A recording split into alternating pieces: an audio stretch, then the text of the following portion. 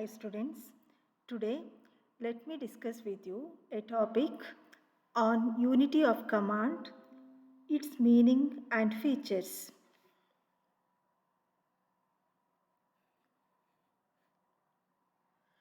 This is a topic of public administration in 5th semester BA of Mangalore University. The objective of this session is to enable students to understand the principle unity of command in the working of an organization. At the end of the session, students will know the effect of unity of command in the successful working of an organization.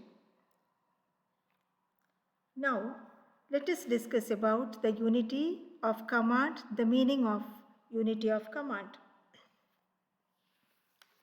Unity of command means an employee should receive orders from one superior only. It is a basic principle of classical public administration. It means that every employee should receive orders from one superior only. It is based on the old proverb that no man can serve two masters. It believes that every employee should have only one superior and nobody should be subject to the orders of more than one superior. If he receives conflicting orders from more than one superiors, then his position would become impossible. Diversity of command may also result in the subordinates playing off one superior against another. The principle of unity of command is faithfully followed in military organizations.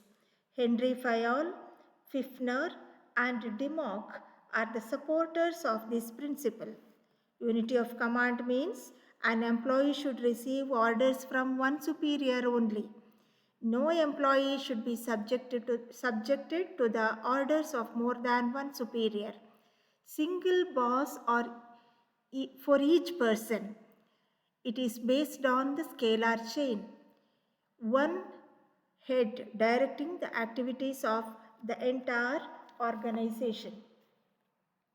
ಏಕಾದೇಶ ತತ್ವ ಎನ್ನುವುದು ಸಾಂಪ್ರದಾಯಿಕ ಆಡಳಿತ ವ್ಯವಸ್ಥೆಯ ಒಂದು ಪ್ರಮುಖ ತತ್ವವಾಗಿದೆ. ಈ ತತ್ವದ ಪ್ರಕಾರ ಆಡಳಿತ ಸಂಘಟನೆಯಲ್ಲಿ ಒಬ್ಬ ಉದ್ಯೋಗಿಯು ತನ್ನ ತಕ್ಷಣದ ಮೇಲಧಿಕಾರಿಯ ಆಜ್ಞೆಯನ್ನು ಮಾತ್ರ ಪಾಲಿಸಬೇಕು.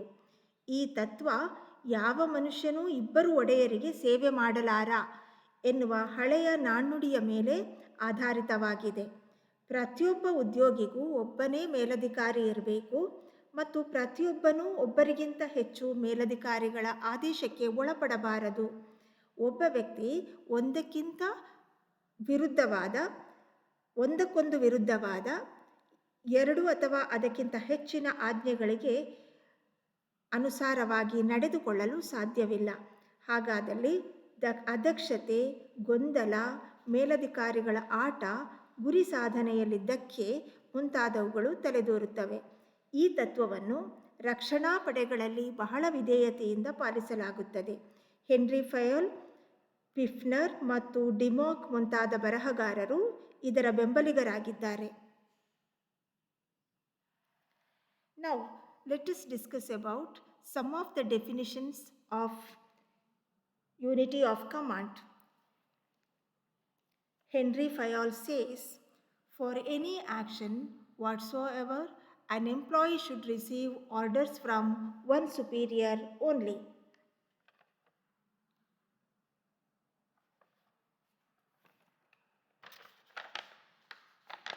ಯಾವುದೇ ಒಂದು ಚಟುವಟಿಕೆಯಾದರೂ ಒಬ್ಬ ಉದ್ಯೋಗಿಯು ಒಬ್ಬ ಮೇಲಧಿಕಾರಿಯಿಂದ ಮಾತ್ರ ಆದೇಶಗಳನ್ನು ಸ್ವೀಕರಿಸುವಂತಿರಬೇಕು. ಹೆನ್ರಿ ಫಯೋಲ್ ಹೇಳುವಂತೆ ಯಾವುದೇ ಚಟುವಟಿಕೆಯಾದರೂ ಒಬ್ಬ ಉದ್ಯೋಗಿಯು ಒಬ್ಬ ಮೇಲಧಿಕಾರಿಯಿಂದ ಮಾತ್ರ ಆದೇಶಗಳನ್ನು ಸ್ವೀಕರಿಸುವಂತಿರಬೇಕು.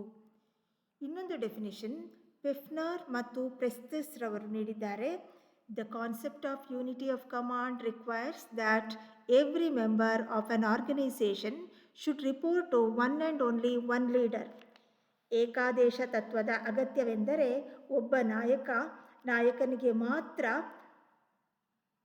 ವರದಿ ಮಾಡಿಕೊಳ್ಳುವಂತಿರಬೇಕು. Democ says unity of command means a corollary of the chain of command is unity of command, the principle that each employee should have only one boss.